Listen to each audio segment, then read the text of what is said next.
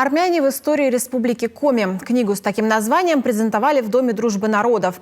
Библиографический указатель приурочен к 15-летию с момента основания регионального отделения Союза армян России и подготовлен при поддержке Министерства национальной политики республики. Издание представляет собой рассказ о вкладе армян в развитие экономики, культуры и образования Коми-края, а также посвящено выдающимся представителям армянской народности и деятельности автономии армян.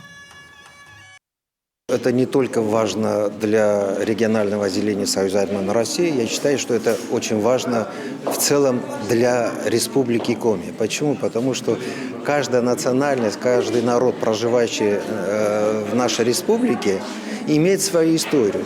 А это часть всей республики, часть истории всей республики. И поэтому я считаю, что это важно в целом для нашей большой многонациональной семьи.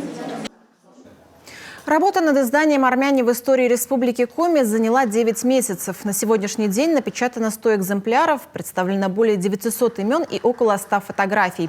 В 5 главах рассказано о различных исторических эпохах, ярких представителях армянского народа и о их вкладе в историю нашего края.